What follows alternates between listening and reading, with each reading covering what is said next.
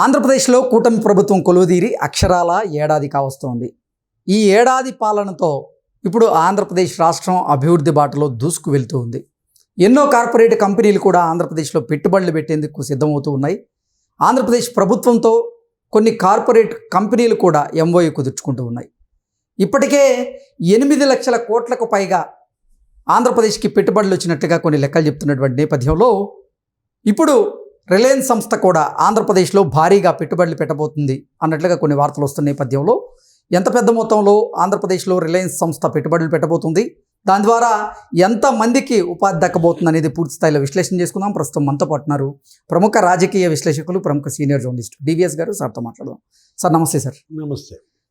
Reliance company ఇప్పుడు ఆంధ్రప్రదేశ్లో పెద్ద ఎత్తున భారీగా పెట్టుబడులు పెట్టేందుకు సిద్ధమైందని, అందుకు ఆంధ్రప్రదేశ్ ప్రభుత్వంతో కూడా ఎంఓయూ కుదుర్చుకునేందుకు సిద్ధమైనట్లుగా కొన్ని వార్తలు వస్తూ ఉన్నాయి. ఇంతకీ రిలయన్స్ కంపెనీ ఆంధ్రప్రదేశ్లో ఎన్ని కోట్ల రూపాయల పెట్టుబడులు పెట్టేందుకు సిద్ధమైంది, దాని ద్వారా ఎన్ని వేల మందికి ఉపాధి దక్కేటువంటి అవకాశం ఉందంటే ఏం చెప్తారు సార్?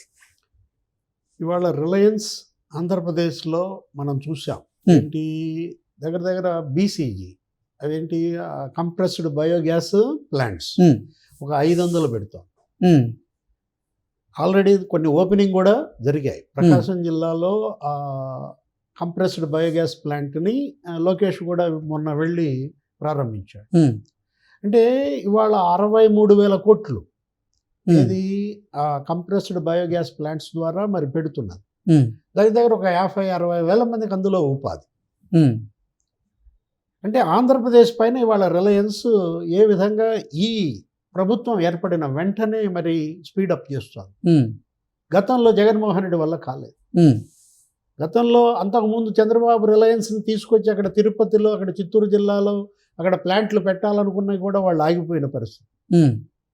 ఎప్పుడైతే జగన్ ఓడిపోయాడో మళ్ళీ చంద్రబాబు సీఎం అయ్యాడో ఇప్పుడు మీరు ఇవాళ అంటారు కర్నూలు జిల్లాలో ఒక బెవరేజెస్ యూనిట్ 1,600 కోట్లతో ఇవాళ బెవరేజెస్ యూనిట్ పెడితే నీకు దగ్గర దగ్గర 3-4 వేల మందికి అందులో ఉపాధి. అంటే అటు కర్నూలు, కడప ఇవాళ రెన్యూవబుల్ ఎనర్జీ హబ్గా చేస్తున్నారు. మొన్న మనం చూసాం, మొన్న మాట్లాడుకున్నాం. ఒక రాయలసీమ 4 జిల్లాల్లోనే 1,56,000 కోట్ల పెట్టుబడులు. అంటే 12 నెలల్లో. అంటే ఏ విధంగా అంటే సంవత్సరానికి నీకు నెలకి దగ్గర దగ్గర 10,000 కోట్లు పెట్టుబడులు. వాటి ద్వారా నీకు 1,25,000 మందికి ఉపాధి. అంటే ఒక్క సంవత్సరంలో రాయలసీమలో 1,25,000 మందికి ఉపాధి కోసం వాళ్ళు ఒప్పందాలు, ఎంఓయూలు చేసుకున్నారంటే ఇంకా 4 ఏళ్ల గడువు. ఇదే స్పీడ్ కనుక రాబోయే 4 ఏళ్లలో కనుక కొనసాగించినట్లయితే నీకు కేవలం రాయలసీమ జిల్లాల్లోనే నీకు దగ్గర దగ్గర మరి ఒక 6 లక్షల మందికి ఉపాధి. అంటే వీళ్ళు 5 ఏళ్లలో 20 లక్షల మందికి ఉపాధి కల్పించాలని మేనిఫెస్టోలో పెట్టుకున్నారు. సంవత్సరానికి 4 లక్షలు. అంటే 20 లక్షల మంది ఉపాధి. ఇది మొత్తం ఆంధ్రప్రదేశ్, ఉత్తరాంధ్ర, మధ్యాంధ్ర, కోస్తాంధ్ర, లేకపోతే సీమ. సీమలోనే వీళ్ళు 6 లక్షల ఉద్యోగాల కల్పన టార్గెట్ అడుగులు పడుతున్నాయంటే ఎంత అభినందించాల్సిన అంశం. ఇవాళ డిఫెన్స్ హబ్ ఏర్పడుతుంది. రక్షణ శాఖ మొన్న ఢిల్లీ వెళ్ళి చంద్రబాబు రాజ్నాథ్ సింగ్ని కలిశారు. రాజ్నాథ్ సింగ్ని కలిసి మొత్తం అన్ని రాష్ట్రాల్లో మరి డిఫెన్స్ పరిశ్రమలు ఉన్నాయి. ఇవాళ హైదరాబాద్ అసలు డిఫెన్స్కి హబ్గా మారుతోంది. రాఫెల్ కూడా ఇవాళ యుద్ధ విమాన పరికరాలు నీకు హైదరాబాద్లో తయారవుతున్నాయి. ఎటువంటి డిఫెన్స్ పరిశ్రమలు లేని రాష్ట్రం ఆంధ్రప్రదేశ్ అని చెప్పారు. రాజ్నాథ్ సింగ్ ఆశ్చర్యపోయి పూర్తిగా ఇప్పుడు రాబోయే బడ్జెట్ ఈ 5 ఏళ్లలో ఎన్డీఏ ప్రభుత్వం పెట్టేటటువంటి డిఫెన్స్ యూనిట్స్లో అత్యధిక భాగం, సింహభాగం ఆంధ్రప్రదేశ్లో పెట్టిస్తానని హామీ ఇచ్చారు. కర్ణాటక ఆయన మంత్రి మొన్న గగ్గోలు పెట్టాడు. ఏమన్నాడు, చంద్రబాబు రాజ్నాథ్ సింగ్ని కలిసి బెంగళూరులో మా హాల్ ఎత్తుకుపోతున్నారు, హిందుస్థాన్ ఏరోనాటిక్స్ లిమిటెడ్ బెంగళూరు ఆపరేషన్స్ని మరి సీమకి మార్చమంటున్నారని ఆయన. చంద్రబాబు లాంటి సీనియర్ నాయకుడు ఈ విధంగా చేస్తాడని నేను అనుకోవట్లేదు అని మళ్ళీ సన్నాయి నొక్కులు నొక్కితే మొన్న మహానాడులో చంద్రబాబు క్లారిటీ కూడా ఇచ్చాడు. అవును, ఏది, నేను అసలు పొరుగు రాష్ట్రాల్లో ఉన్న ఏ పరిశ్రమని ఇక్కడికి తరలించమని మేము ఎప్పుడూ ఎవరిని అడిగే అవకాశం, అసలు ఆ పని ఎందుకు చేస్తాం, ఎక్స్టెన్షన్ మాత్రమే మేము కోరుకుంటున్నాం అని కొత్త చెప్పారు. యూనిట్స్ పెడితే ఉమ్, ఫస్ట్ ప్రయారిటీ ఆంధ్రప్రదేశ్కి ఇవ్వమని మేము అడిగాం. ఉమ్, ఇప్పుడు కళ్యాణి గ్రూప్ ఇవాళ వస్తుంది, ఉమ్, అదే భారత్ ఫోర్జ్ వాళ్ళది ఇవాళ డిఫెన్స్ ఆ ఎక్విప్మెంట్స్ పరిశ్రమలన్నీ వాళ్ళు అక్కడికి వస్తున్న నేపథ్యంలో ఉమ్, ఆల్రెడీ ఇప్పటికీ కేంద్ర ప్రభుత్వం 2 నోడ్లు డెవలప్ చేస్తోంది. ఉమ్, కొప్పర్తి, ఓర్వకల్ 6,000 కోట్లు పెట్టుబడులు పెడుతున్నారు. ఉమ్, ఒక కొప్పర్తి నోడు కావచ్చు, ఓర్వకల్ నోడు కావచ్చు. అంటే నీకు ఇప్పుడు 3 ఇండస్ట్రియల్ క్యారిడార్స్ ఒక రాష్ట్రంలో వెళ్ళడం ఇదే ఫస్ట్ టైం, ఇదే ఫస్ట్ స్టేట్ ఉమ్, ఆంధ్రప్రదేశ్. నీకు తెలిసిన ఐసీలు ఇండస్ట్రియల్ క్యారిడార్లు 2 గతంలో మనం అనుకున్నది. సార్. ఒకటేంటి విసిఐసి ఉమ్, అంటే విశాఖ చెన్నై ఇండస్ట్రియల్ క్యారిడార్, అది కోస్తా కోస్తా జిల్లాలకు అది బెనిఫిట్. ఉమ్, నెక్స్ట్ ఇదేంటి బెంగళూరు చెన్నై ఉమ్, విసిఐసి అనుకున్నాం. బెంగళూరు చెన్నై ఇండస్ట్రియల్ క్యారిడార్ ఇవాళ రాయలసీమ. ఉమ్, అట్లాంటిది ఇప్పుడు మరి హైదరాబాద్ను కూడా కలిపారు, ఉమ్, అది ఇంకొక ఇండస్ట్రియల్ క్యారిడార్ హెచ్బిఐసి. ఉమ్, హైదరాబాద్ బెంగళూరు ఇండస్ట్రియల్ క్యారిడార్లోనే ఇవి వస్తున్నాయి. ఉమ్, ఒకవైపేమో మొబైల్ మ్యానుఫ్యాక్చరింగ్ హబ్గా తిరుపతి మారింది. ఉమ్, దేశంలో నీకు 10 ఫోన్లు తయారైతే 3 ఫోన్లు ఇక్కడే.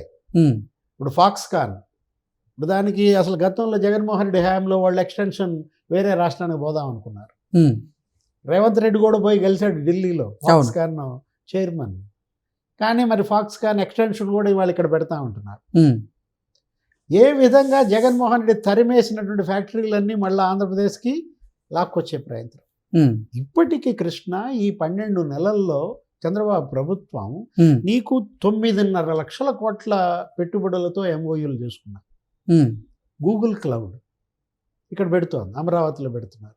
అసలు టీసీఎస్ విశాఖపట్నంలో వచ్చింది, ఉమ్, 1,600 కోట్ల పెట్టుబడులతో అక్కడ మరి దగ్గర దగ్గర 12,000 మందికి అది ఉపాధి కల్పిస్తుంది. ఉమ్, ఆ వర్సా అంటాడు జగన్, ఇడ్లీ అంటాడు. ఉమ్, అంటే రూపాయికి ఇడ్లీ కూడా రావట్లేదు, చంద్రబాబు ఎకరం ఇస్తున్నాడు అంటాడు. వాళ్ళేం పాపం గగ్గోలు.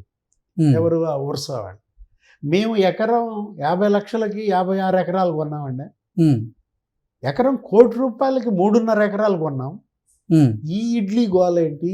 అతను అసలు జగన్మోహన్ రెడ్డి, భారతీ మేడం నీకు ఇడ్లీ పెట్టకపోతే అడుగు, ఉమ్, అంతేకాని ఇడ్లీ అని చెప్పి బయటకు వచ్చి ఉర్సాతో మాట్లాడద్దు. ఎందుకంటే ఉర్సా ఇవాళ తెలంగాణలో పెట్టుబడులు పెడుతుంది. ఉమ్, అక్కడ ఒక 5,000 కోట్లు, ఇక్కడ ఒక 5,000 కోట్లు.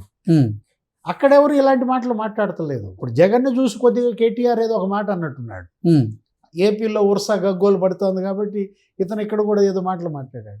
ఇవాళ తెలంగాణకి ధీటుగా మించి ఇన్వెస్ట్మెంట్స్ డెస్టినేషన్గా ఆంధ్రప్రదేశ్ మారుతున్న తరుణంలో ఉమ్, జగన్మోహన్ రెడ్డి ఏం చేస్తున్నాడు? రావద్దని మెయిల్స్ పంపిస్తాడు, ఉమ్, ఇక్కడ సెక్యూరిటీ లేదంటాడు, లేని లా అండ్ ఆర్డర్ సమస్య క్రియేట్ చేస్తాడు, ఉమ్, వెన్నుపోటు దినం అంటాడు, లేకపోతే తద్దినం అంటాడు, లేకపోతే అసలు ఏదో ఆందోళనకు పిలిపిస్తాడు, నేనున్నాను అని Hmm. భయపెట్టే ప్రయత్నం. ఉమ్, వాళ్ళు కూడా పారిశ్రామికవేత్తలు బెదిరిపోయారు కదా. ఉమ్, ఢిల్లీలో ఆయన సీఎం అయిన కొత్తలో చంద్రబాబుని ఏమంటే మీ దగ్గర భూతం ఉంది అన్నారు. ఉమ్, అంటే భూతం అంటే ఇవాళ పారిశ్రామికవేత్తలు జగన్మోహన్ రెడ్డిని ఎంత భయం పుట్టించాడు. ఉమ్, ఇప్పుడు ఆ భయాన్ని అధిగమించి చంద్రబాబు ఇస్తున్న ధైర్యం ఉమ్, ఇవాళ పారిశ్రామికవేత్తలంతా ఆంధ్రప్రదేశ్లో అడుగు పెడుతున్నారు. ప్రధానమంత్రి 2 సార్లు వచ్చారయ్యా. ఉమ్, అక్కడ 2 లక్షల కోట్లతో అక్కడ పనులు, ఎక్కడ? విశాఖపట్నం చుట్టూ ఉత్తరాంధ్రాలో ఉమ్, గ్రీన్ హైడ్రోజన్ హబ్, ఎన్టీపీసీ 1,50,000 కోట్లు అంట, ఆర్సిలార్ మెటల్ స్టీల్ కంపెనీ 1,65,000 కోట్లు అంట. ఉమ్, ఇక్కడ అమరావతిలో మొన్న 1,00,000 కోట్లతో శంకుస్థాపన చేశారు. అంటే ఒక ఇన్ఫ్రాస్ట్రక్చర్ డెవలప్మెంట్, ఉమ్, ఒక ఇండస్ట్రియల్ డెవలప్మెంట్. అటు రోడ్లు వేస్తున్నారు 78,000 కోట్లతో, ఉమ్, ఇటు రైల్ ప్రాజెక్టులు 90,000 కోట్లతో. రైల్వే తొలి బడ్జెట్లోనే నీకు 9,000 కోట్లు ఇచ్చారు. ఉమ్, దేశంలో అతిపెద్ద రైల్వే స్టేషన్ అంట. సార్. ఎక్కడ? ఆంధ్రప్రదేశ్, అది అమరావతి. ఉమ్, అసలు నీకు తెలంగాణ ఆంధ్రప్రదేశ్ కలుపుతూ నీకు ఆ ఎర్రుబాలెం మరి ఇక్కడ నంబూరు రైల్వే లైన్ ఉమ్, 200 కోట్లు, 52 కిలోమీటర్ల రైల్వే లైన్. ఉమ్, ఇవాళ వీళ్ళు ఏది అడిగితే కేంద్రం అది ఇస్తోంది. చంద్రబాబు అడగటం, మోడీ ఇవ్వడం, ఉమ్, వరద, నిధుల వరద. అదే Hmm. జగన్మోహన్ రెడ్డి 5 ఏళ్ళు ఉమ్, ఆయన సొంత నిధులు, ఆయన ఖజానా నింపుకోవటం, రాష్ట్ర ఖజానా దోచేయడం అప్పటి పరిస్థితి. ఉమ్. ప్రజలు వీటన్నిటిపైన చర్చిస్తున్నారు. ఏది మంచి, ఏది చెడు ఇవాళ ప్రజలే నిర్ణయించుకోవాలి. Okay sir, thank you so much.